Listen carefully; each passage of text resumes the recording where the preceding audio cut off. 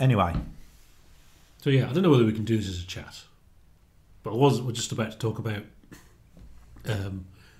in the church on Christmas Day. Yeah. I don't know whether we should. Should we? Should we go there? Depends what happened, Kev. If it was like actually a satanic church and they were doing human sacrifice. Yeah, that was afterwards. That was the other one. Yeah. I've dipped my biscuit now.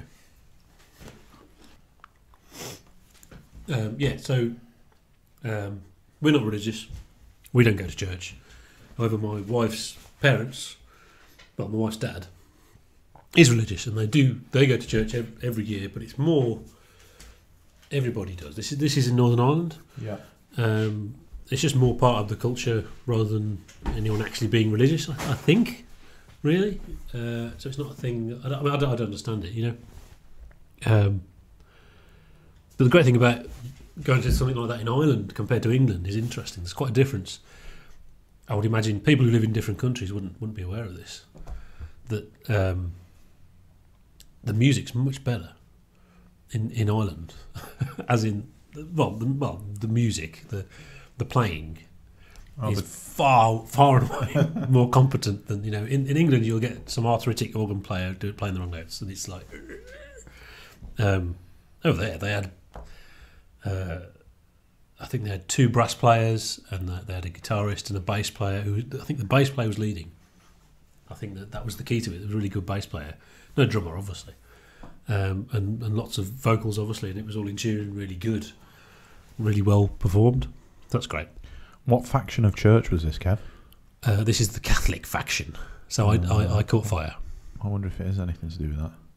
Well, Sarah's parents are. My girlfriend's parents are. That one. Which one? The one. They go to church on a regular basis, and we were offered on Christmas Eve to go to midnight mass. I couldn't bothered. It's not. No, we didn't do the midnight one. I mean, you can do midnight and 6 o'clock and midday. It's crazy, isn't it? We do midday. We went to Beverley, actually. Yeah, we were in Beverley on Christmas Eve. I'm sure it's Beverley, and they've got a big, massive church, which was really nice. And we snuck in to have a look while there was a service about to start. Uh-huh. Felt really awkward actually taking the prayer books and, you know, a hearty hello and handshake as you walked in, and that you're actually there to look at the pretty stained glass window and the columns and stuff like that. The architecture, is stunning in some of these buildings. This one I was in is a modern building actually, so it was more of a wooden thing, so it didn't have your traditional churchiness. Yeah. The traditional churchy place in the town is only little. That's where my kids were, the thing. They were baptised? Yeah. Ooh. Well, for Christmas, Kev, I got some Bose headphones, wireless, which I was very, very, very happy with and pleased with. Wasn't expecting, despite dropping several hints. I actually never anticipated that would actually happen. So I was really happy. So I listened to some music. What do I listen to? Frank Zappa, King Crimson, and Magma. And I sent you a message, didn't I? I said, Kev, I've done Lark's Tongue to death. Power to Believe. Power to Believe to death. What's next? What's next? What did he say? Discipline. That's the obvious choice, surely. There it is. Yes. I got it. Yes. I got it. I listened to it. Someone's got the 30th, which means this is boring. The Gordian knot is smaller. On mine, it's like massive, but that's actually like the proper vinyl cover now. That's weird because I was going to ask you which version should I get, and I thought, well, I won't hassle you over your holiday. The 30th has got to be better. They all sound great, in truth. But I think, have you got a bonus track? Yeah. Yeah, you got me. Yeah, you get the Matascuda Eye on the 30th. Yeah. Shall I do a little review of it? Yeah. That's what you think of it, because it is completely different, obviously, to the ones you've heard. I really didn't like it, Kev. What, any of it? No. You know frame by frame, don't you? Oh yeah, frame by frame. Well, we've played frame by frame a little bit. I mean, that is the high point, really. It all sounds. It sounds. I like it. It sounds like a David Bowie thing. What I thought. This is David Bowie. Elephant talk, man. We're going to talk about elephants and things like that. And it's where I learned the word brouhaha. I didn't know the word brouhaha before I heard that song. Is this like an Adrian Belew thing? Because obviously, there's the link between the two. Yeah. And it feels like, you know, he's taken a David Bowie thing and taken it to King Crimson, and they've gone, yeah, okay, that sounds new. It's Talking Heads, actually. Is it? Yeah. But at the time, people were thinking, oh, well, they've just ripped off Talking Heads.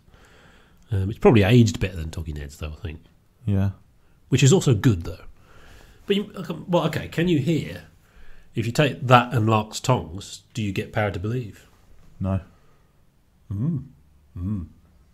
wouldn't. Actually, I mean, I've listened to... We reviewed Power to Believe, didn't we? That was the last one, and it's your little run, and I sat in on it.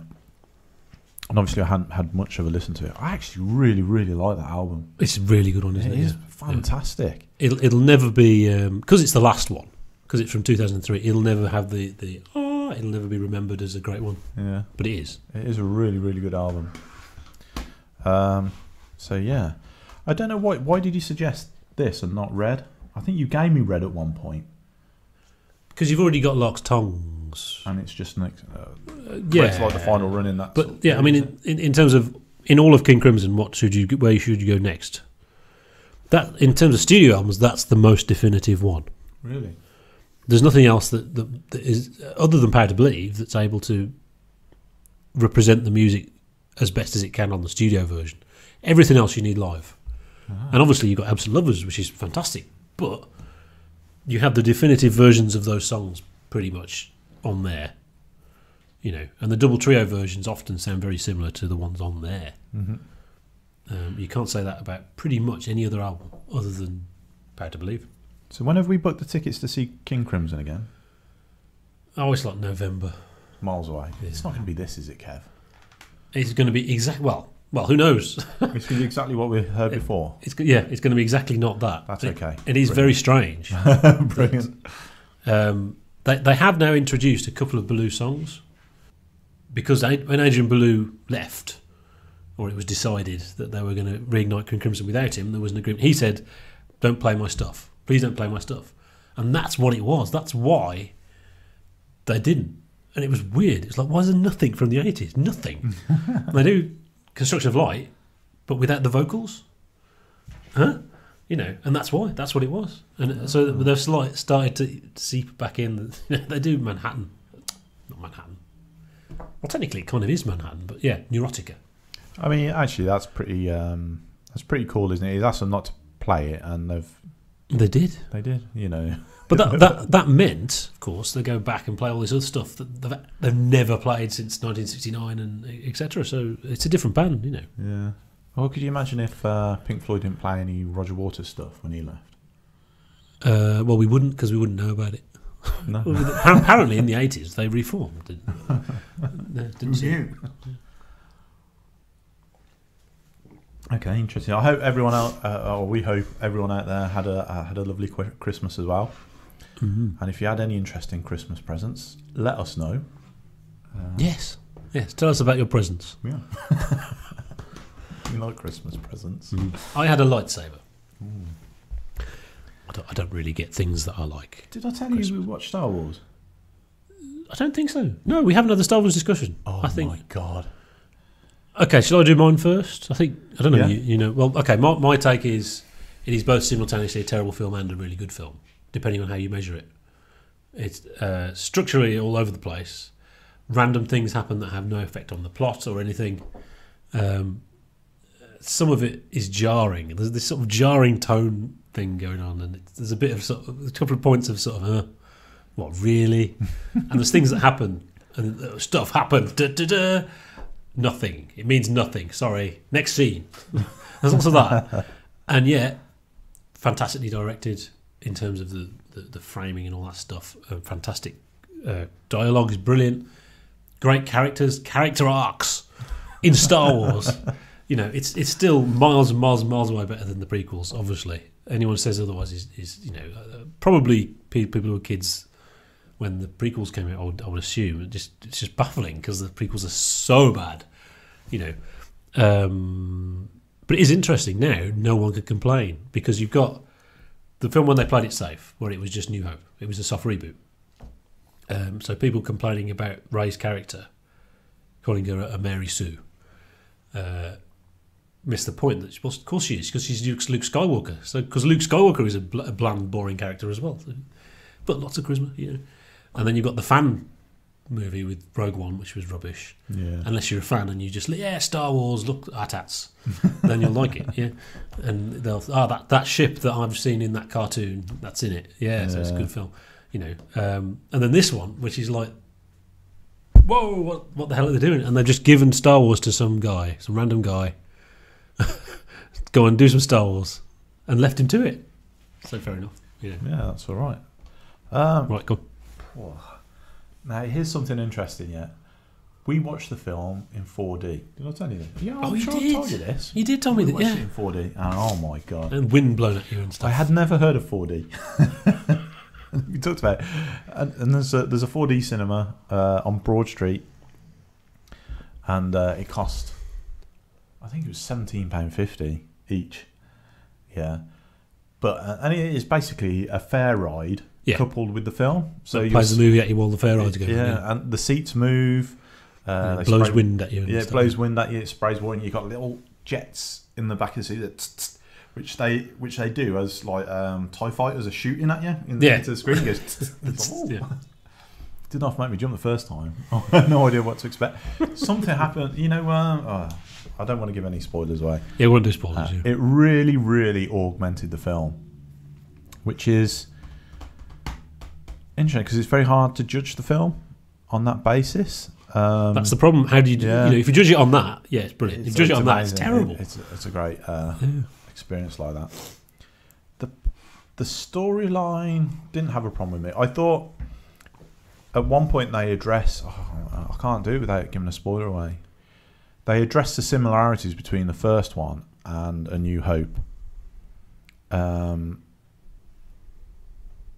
Almost in a meta manner. Oh yeah. Yes, they do. Yeah. I thought it was really good. Yeah, very clever. Yeah, that's my favourite. My favourite. Oh, no, I can't say. My favourite bit of the movie. I can't say. It's weird, isn't it? It's I can't say. You don't. I mean, I should imagine most people who are going to watch it have watched it, but you don't want to give any spoilers away. The spaceships and the new oh god. We really don't want to give it away. It's sort of like you think they're on a snow planet at one point. Oh yeah, and it's like and that's really cool, man.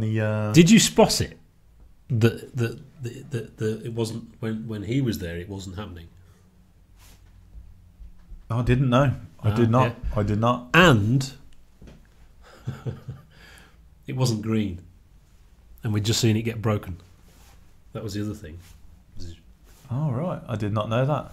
I did not spot that. I wasn't into. I was like, "Whoa, what the hell's going on here? Here we go, another ride." I mean, that sort of whole thing does end slightly ridiculously.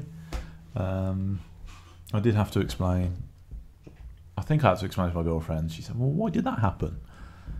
Well, a lot of the things that happened, the answer is no reason. There's a whole weird sequence with special effects. Oh, where's she gone? What's happening? Oh, it's nothing. Okay. Next scene. But yeah, it was for me. The last one and this one have been good enough. Rogue Leader, is it Rogue Leader? Rogue One. Rogue One. Yeah, I understand. At the time, it was like annoying. It was boring. About half an hour in, I thought I'm bored. So long as well. I mean, they were getting through so much, and they wanted to, give you this big epic thing. Which needed to be done over a couple of films at least, and they tried to cram it all into one film, which just made it really long and boring, unsatisfying, basically. Yeah. The space battle was cool, but and Darth Vader is cool, but that was the point. It was a fan movie. Yeah, it's like a really expensive fan movie. In if you like Star Wars and you want to know that thing that happened, I know that, great, but obviously the.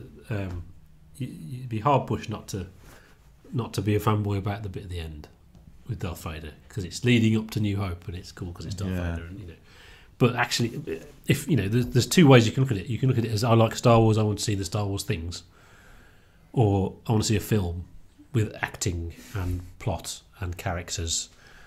And the problem was it was like a character-driven movie without any characters. They didn't have time to tell us about the characters because they were too busy going pew pew. Yeah. And Star Wars, look, X-wings. I mean, there is. We'll have to end this soon because we've been talking about nearly 20 minutes about Star Wars.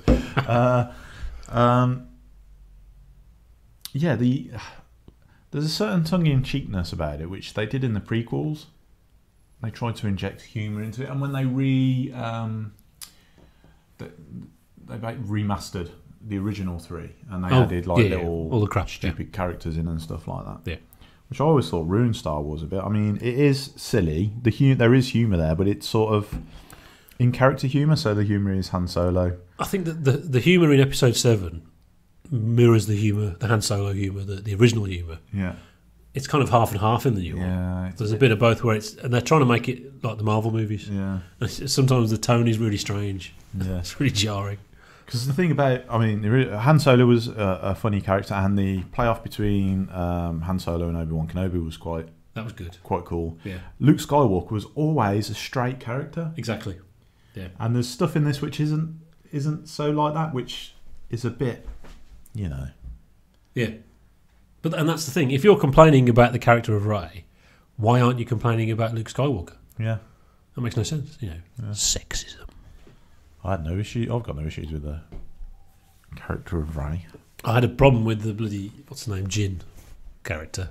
She was terrible. Which one's Jin? In Rogue One. The woman in Rogue One. Oh, it's just awful. Yeah. She does that rousing speech, and it's just terrible. It is like something out of the prequels, that speech. Yeah. The rest of the movie is still better than the prequels. Of course. They are just the ultimate wrong.